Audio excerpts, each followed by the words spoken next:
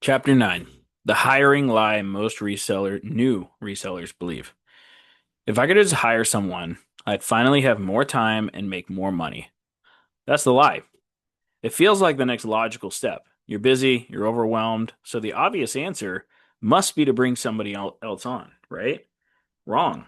Hiring too soon is how most resellers kill their momentum. Here's what actually happens. You bring someone in too early, you spend more time training them than making money, they mess things up, you fix their mistakes, you start doubting whether this business even works.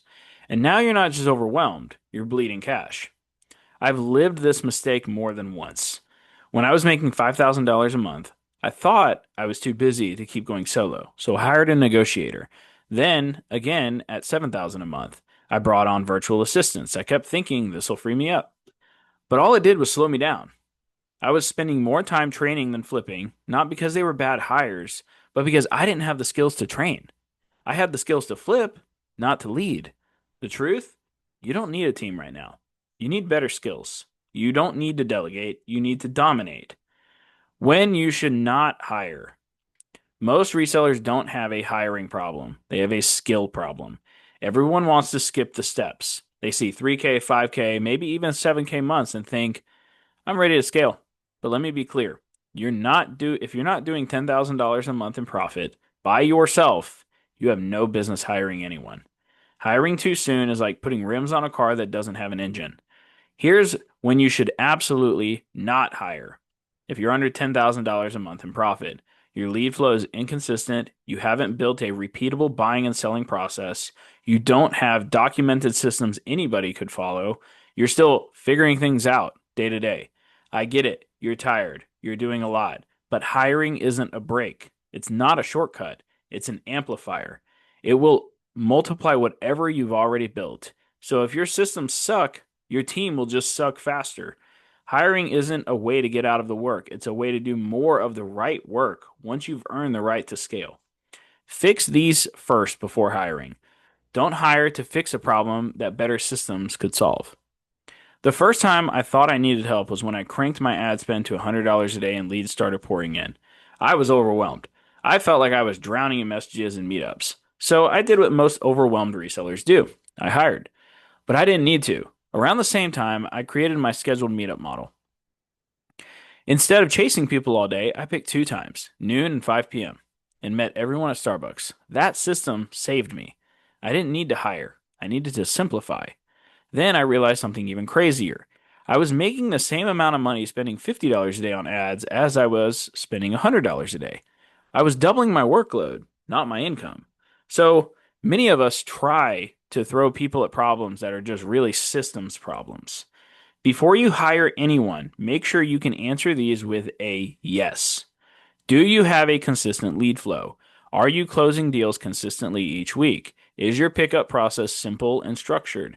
Do you have a cash flow system that actually works? Can you train someone using repeatable steps? If the answer is no to any of the above, you're not ready. Systems scale, people amplify.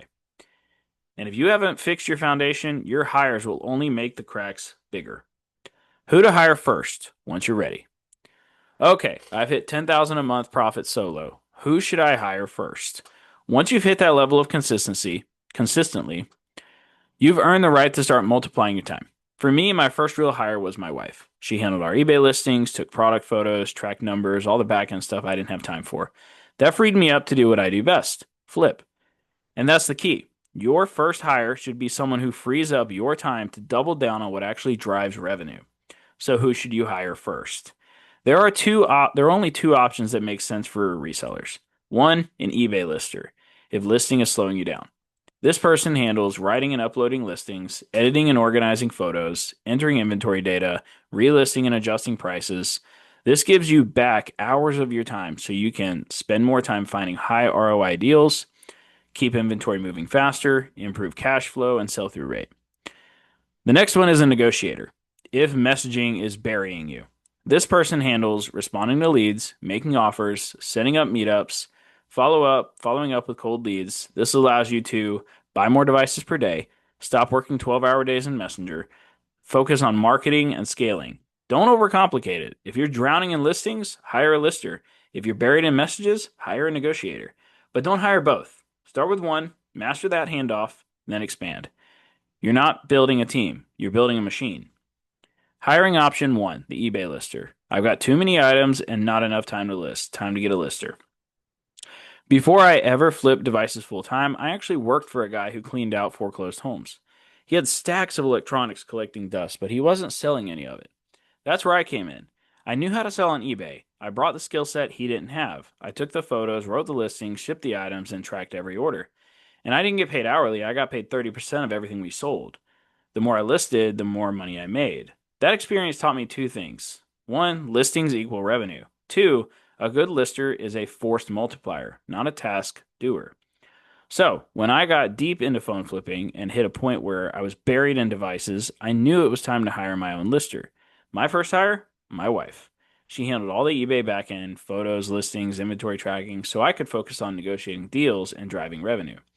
What a lister should handle: writing eBay titles and descriptions, taking and editing product photos, uploading listings with accurate specs, entering items into your inventory tracker, managing relists, and adjusting prices regularly. This is repetitive but critical work. If it piles up, your cash flow dies. What this frees you up to do: buy more inventory, negotiate better deals, move items faster, leading to better cash flow, focus on marketing and business growth. Once I handed this off, I wasn't stuck listing phones at midnight anymore. I was building the business, not buried in it. How to pay a lister. There are three models that work. One, per listing. $2 to $4 per item. Best for new hires or part-time work. Two, hourly. $10 to $15 an hour. Only use this if they're fast, consistent, and already trained. Three, commission-based. 10 to 15% of net profits, only if they're doing extra. Example, shipping, messaging, or cross-listing on other platforms. In my opinion, ask them what they would prefer and give them these three options, and they'll pretty much tell you. Important: only pay after verifying the work is accurate. Sloppy listings equal returns, lost sales, and account issues. How to train a lister. You don't need a full-blown SOP manual. Here's what actually works. Screen record yourself listing 5 to 10 items. Create a simple checklist for titles, specs, and photo requirements. Test them with 5 sample listings and review their work. Give feedback, then let them try again before going full speed. Train once, test always. Mistakes to avoid. Don't hire until your inventory is stacking up daily. Don't assume they'll figure it out. Train them. Don't skip the test project. It saves you headaches later. Don't overpay for basic work. This isn't a high skill, it's high consistency. If you're sitting on inventory you haven't listed, you're not making money. You're hoarding potential profit. Free yourself from listings so you can focus on flipping. Hiring option two, the negotiator. I'm spending hours messaging people and barely getting deals done. Time to hire a negotiator. When you're buried in leads and too busy to keep up, your first instinct is usually, I need help messaging people. That's exactly what I thought too. I was overwhelmed with leads, or at least I thought I was. But the truth was this: my systems weren't ready. My first negotiators, total flop. I hired 2 different VAs off of Upwork. I gave them full control of my Facebook ad messages, no script, no structure, just here, go close these. What happened next? They started responding to repeat customers and the tone was off. Not rude, just awkward. The kind of stuff that doesn't sound right to a native speaker. It didn't close deals. It actually scared people off. I kept thinking, man, these guys kind of suck. But looking back, it wasn't their fault. They didn't suck. I just didn't train them. I didn't have a script, a review process, or even a tracker. I thought they could just figure it out because they said they had experience. But I didn't know how to train someone yet.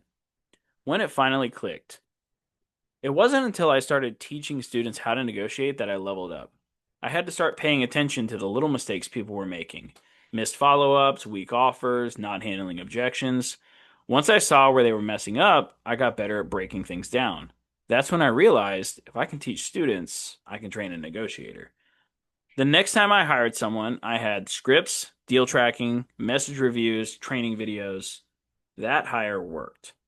What a negotiator should handle: responding to Facebook, Marketplace, and ad leads, making offers and negotiating prices, filtering out tire kickers and lowballers, setting up meetups based on your schedule, following up with cold leads to revive deals.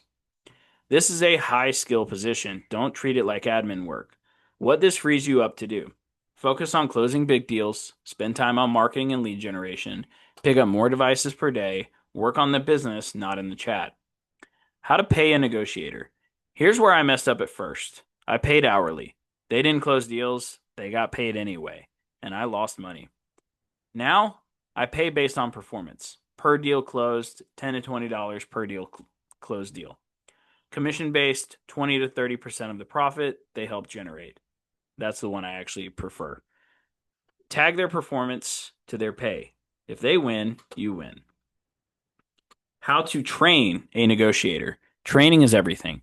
Screen record your messages and negotiations. Give exact scripts and handle objections. Have them shadow you before going solo. Test them with 10 to 20 leads and track results. Review their messages weekly and give feedback. They don't need to be perfect. They need to be coachable. Mistakes to avoid. Hiring without scripts or tracking systems. Assuming a VA can handle negotiations without training. Paying hourly. It kills motivation and drains profit. Not reviewing messages regularly. Blaming them when you never actually train them. A good negotiator can double your lead flow. A bad one can destroy your reputation in 10 messages or less. If you're not ready to train, you're not ready to hire. How to train like a pro so they don't screw it up. What if they mess up? They will if you don't train them right. When I first started hiring, I believed one of the biggest lies an entrepreneur can believe. I'll just show them once and they'll get it. Spoiler, they didn't. I'd explain something once, walk away, and hope they'd figure it out. They'd nod, they'd say, got it, and then they'd go out and completely butcher it. I assumed they understood me. I assumed they listened. I assumed they'd remember. And we all know what assuming does. From sloppy communication to executive clarity. Things didn't change until I joined a mastermind and heard a mentor explain something called executive communication. Say one thing so clearly and with so much detail that no one ever has to ask for a follow-up question. That one line changed how I approached everything.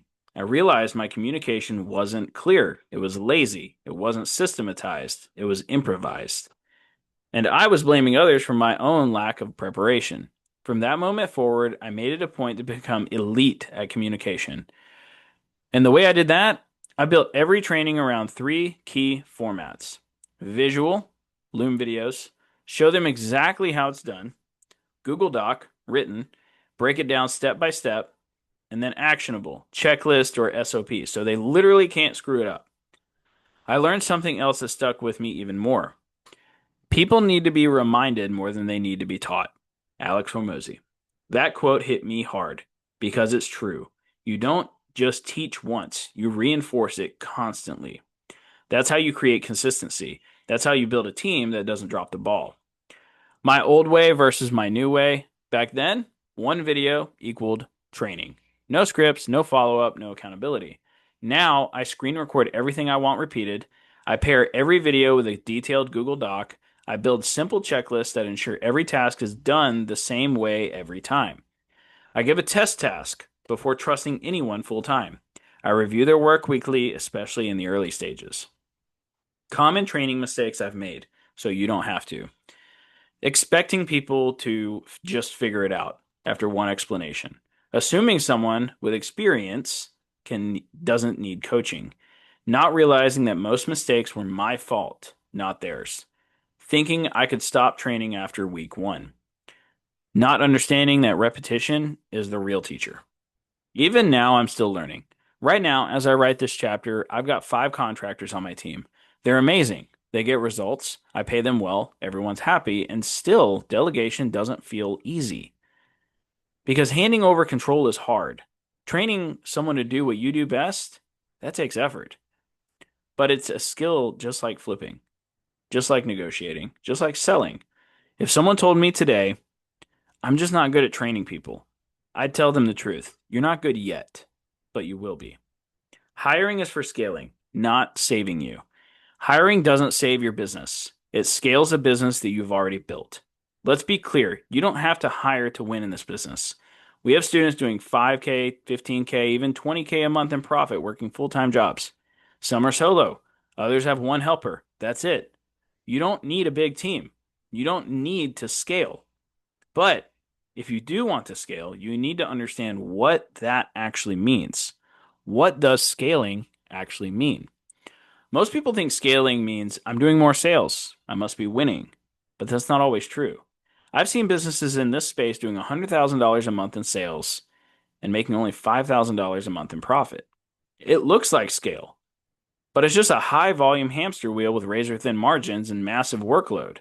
I've met people doing huge numbers who tell me flat out, I wish I could do what you do. Your model is lean, simple, and actually fun. Scaling doesn't mean growing bigger, it means growing better. True scaling is making more profit with less time wasted, delegating low value tasks so you can focus on high impact moves, building systems so your income doesn't depend on 16-hour days, creating more freedom, not more chaos. So, before you chase scaling, ask yourself, do I really want to scale or do I just want to make more money with less stress? If you love running solo, keeping it tight, and flipping with high margins, do that. If you want to scale and build a machine that runs without you, now you know how. Here's a checklist before hiring: 10K a month in profit, solo, consistent lead flow and deal flow, clear processes anyone can follow, willingness to train with clarity and repetition. If you're not there yet, don't rush. If you are, start small and scale smart. Before you move on, don't just read this chapter and forget it, because what separates someone who wins from someone who wishes is execution. And if you're serious about pulling cash out of thin air with this, you'll need to see it in action. Scan the QR code below or go to buybackrevolution.com/chapter-9. This is your field manual. Use it like one.